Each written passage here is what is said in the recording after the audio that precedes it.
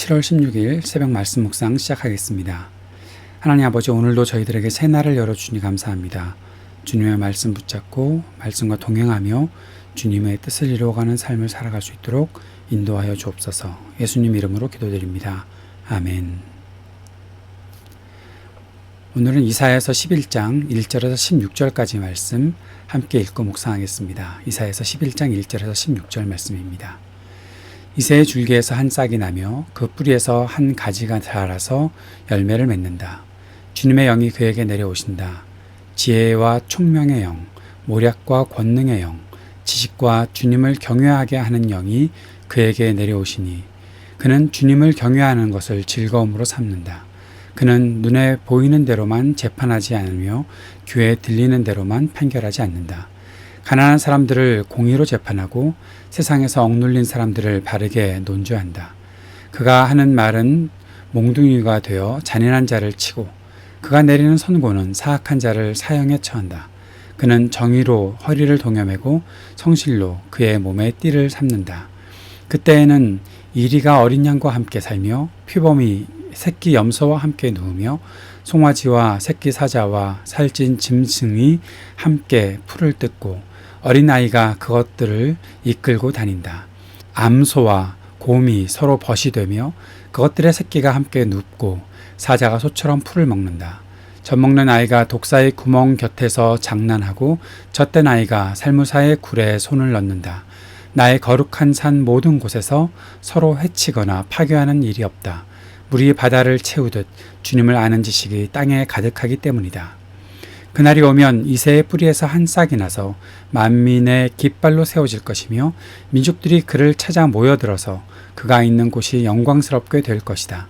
그날이 오면 주님께서 다시 손을 펴시어서 그의 남은 백성들 곧 아시리아와 하 이집트와 상 이집트와 에디오피아와 엘람과 바빌로니아와 하맛과 바다 섬들에서 남은 사람들을 자기의 소유로 삼으실 것이다. 주님께서 문 나라가 볼 수 있도록 깃발을 세우시고 쫓겨난 이스라엘 사람들이 그 깃발을 보고 찾아오게 하시며 흩어진 유다 사람들이 땅의 사방에서 그 깃발을 찾아오도록 하실 것이다. 그때에는 에브라임의 증오가 사라지고 유다의 적개심이 없어질 것이니 에브라임이 유다를 증오하지 않고 유다도 에브라임에게 적개심을 품지 않을 것이다. 그들이 서쪽으로는 블레셋을 공격하고 함께 동쪽 백성을 약탈하며 에돔과 모압을 장악할 것이다. 암몬 사람들도 굴복시킬 것이다. 주님께서 이집트 바다의 큰 물구비를 말리시고 뜨거운 바람을 일으키셔서 유프라테스 강물을 말리실 것이다. 주님께서 그것을 쳐서 7개울을 만드실 것이니 누구나 신을 신고 건널 수 있을 것이다. 주님께서 남은 백성 곧 아시리아의 남은 자들이 들어오도록 큰 길을 내실 것이니 이스라엘이 이집트 땅에서 올라오던 날과 같게 하실 것이다. 아멘. 아시리아를 향한 심판의 메시지에 이어서 선지자는 다시 유다를 향해 희망의 메시지를 전하고 있습니다. 메시지의 중심은 다윗 왕조를 통한 회복에 있습니다. 이새의 줄기라고 했던 이 표현은 바로 하나님께서 보내시는 통치자가 다윗 가문에서 나온다는 것을 말하고 있는 것이죠. 지혜와 총명, 모략과 권능, 지식과 주님을 경외하는 영이 그에게 내려온다고 했습니다. 하나님께서 다스리시는 통치자에게 꼭 필요한 덕목을 전하고 계시는 것입니다. 그는 하나님을 경외하는 것을 즐거움으로 삼는다고 말하고 있습니다. 하나님을 경외하는 것이 즐거움이 된다. 그것은 새로운 역사가 이루어진다는 것을 말하고 있는 것이죠. 하나님을 경외하는 것이 하나님을 두려워하게 되고 긴장하게 되는 그것이 즐거움이라는 것과는 별개의 것으로 생각이 되었던 백성들에게 이제 하나님을 경외하는 것이 즐거움이 된다. 그를 통해서 그러한 즐거움이 생겨난다는 것을 말씀하고 있는 것입니다. 하나님을 경외하는 것은 이제 그 백성에게도 참된 즐거움으로 보여지게 될 것입니다. 하나님의 통치를 온전히 실현시키는 그때, 그가 왔을 때에 바로 공의와 긍휼로 하나님의 통치를 드러낸다라는 사실을 증거하고 있습니다. 때로는 우리는 사람들의 모든 통치는 공의에 치우치고 때로는 긍휼에 치우친다. 그렇게 생각하게 될 때가 있죠. 하나님의 공의도 하나님의 공의를 베푸실 때가 있고 하나님께서 긍휼을 베푸실 때가 있겠지. 그것이 어떻게 함께 어우러지겠는가. 그러나 그런 것이 아니지요. 하나님의 공의와 긍휼은 항상 함께 나타나 있는 것입니다. 항상 공의와 긍휼을 완벽하게 적용해서 백성을 다스리시는 것이 바로 하나님의 통치이고 이제 하나님께서 보내시는 그 평강의 왕이 이 땅에 오셔서 이새의 줄기에서 난 그 왕이 오셔서 그 일들을 온전히 실현시켜 주실 것입니다.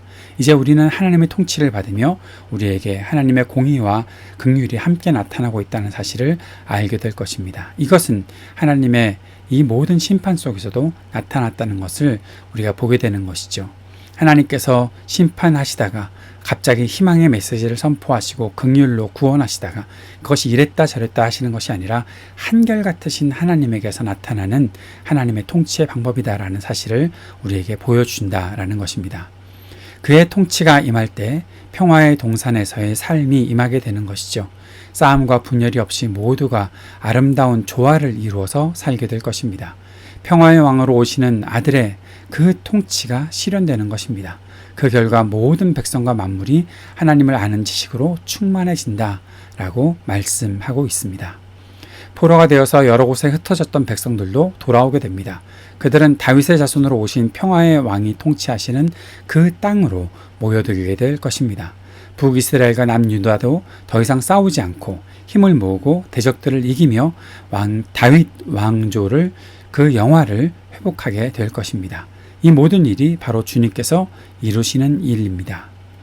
유프라테스 강물을 말리신다고 주님께서 말씀하십니다. 이것은 이집트에서 탈출해서 홍해를 건널 때 홍해를 말리시고 백성들을 건너가게 하셨던 그 하나님의 역사를 바라보게 하는 것입니다. 이제는 유프라테스 강물을 말리시고 하나님께서 그 모든 포로되었던 흩어졌던 백성들이 하나님의 땅으로 약속하신 그 땅으로 돌아오게 하실 것이다 말씀하시는 것입니다. 이것이 사람의 계획으로 가능했던 것이 아니지요. 그러나 하나님께서 이 일을 이루신다라는 사실을 보여주시는 것입니다. 하나님의 열심으로 이루어지는 날, 그날이 다가올 것이다. 평강의 왕, 다윗의 그 자손에서 나오는 그 왕이 이루실 일이다. 하나님께서 말씀하신 것이죠. 하나님은 그의 백성들을 위해 계획하시고 열심으로 이루시는 분이십니다. 오늘 우리 모두의 믿음의 눈을 열어주시고 하나님께서 하시는 일을 바라볼 수 있게 해주십시오. 간절히 주님 앞에 기도하는 이 아침이 되었으면 좋겠습니다. 우리의 믿음이 하나님께서 하시는 일에 함께 할 수 있기를 간절히 소망하는 마음으로 주님께 기도하는 이 아침이 되기 원합니다. 오늘도 이 땅을 위해 함께 중보하고 기도하고 또 우리 교회, 우리 교우들의 가정과 우리 자녀들과 우리 청년들을 위해서 함께 기도해 주시기를 바랍니다. IT를 위해서도 함께 기도해 주시고 하나님의 긍휼과 하나님의 공의가 이 땅에 우리가 살고 있는 이 땅에 그리고 우리 조국 땅에도 온전히 이루어질 수 있도록 주님 역사해 주옵소서. 간절히 기도하는 이 아침이 되기 원합니다. 기도하겠습니다.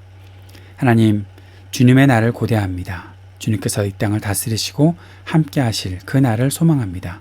우리에게 그 역사를 나타내 주시고 하나님의 역사를 기다리며 주님 앞으로 나아가는 우리 모두가 되도록 주님 인도하여 주옵소서.